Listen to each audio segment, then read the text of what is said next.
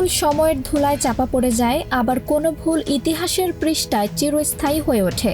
বহু বিতর্ক ও সমালোচনার মুখে দাঁড়িয়েও জামায়াতে ইসলামের আমির ডাক্তার শফিকুর রহমান মুখ খুললেন এবং নিঃশর্ত ক্ষমা চাইলেন। তাহলে কি তিনি সত্যিই জামায়াতের বিতর্কিত অধ্যায় নিয়ে জাতির কাছে ক্ষমা চেয়েছেন?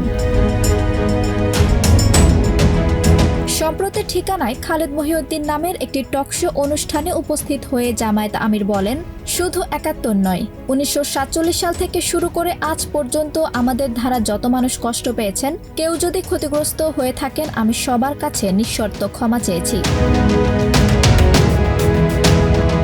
সঞ্চালক খালেদ মহিউদ্দিন তাকে সরাসরি প্রশ্ন করেন, জামায়াতের নেতা এটিএম আজহারুল ইসলাম যুদ্ধাপরাধের মামলায় খালাস পাওয়ার পর আপনি এক সংবাদ সম্মেলনে কেন ক্ষমা চাইলেন?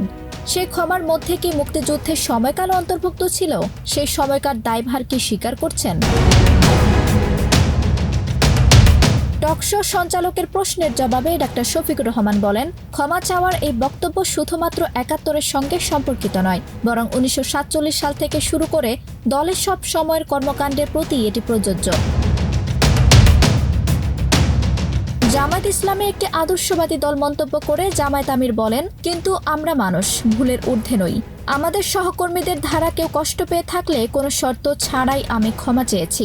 ব্যক্তি যেমন ভুল করতে পারে, তেমনি একটি দল বা সংগঠনেরও ভুল সিদ্ধান্ত হতে পারে। মাফ চাওয়া প্রসঙ্গে ডাক্তার শফিকুর রহমান বলেন, মাফ চাওয়ার মধ্যে কোনো লজ্জা নেই, কোনো পরাজয় নেই, বরং এটি মানবিক দায়িত্ববোধ থেকেই এসেছে। আজ যা ভুল মনে হচ্ছে, কাল হয়তো ইতিহাস সেটাকেই অন্য চোখে দেখবে। এই বক্তব্যে জামায়াতের আমির একদিকে যেমন দলীয় ইতিহাসের দায় স্বীকার করেছেন, অন্যদিকে তুলে ধরেছেন সময়ের বিচারে ভুল ও সঠিকের অনিশ্চয়তা। তবে রাজনৈতিক অঙ্গনে এই বক্তব্য কি বার্তা বহন করে, তা নিয়ে আলোচনা অব্যাহত রয়েছে। আঞ্জুম হক আরবি, প্রজন্ম ২৪।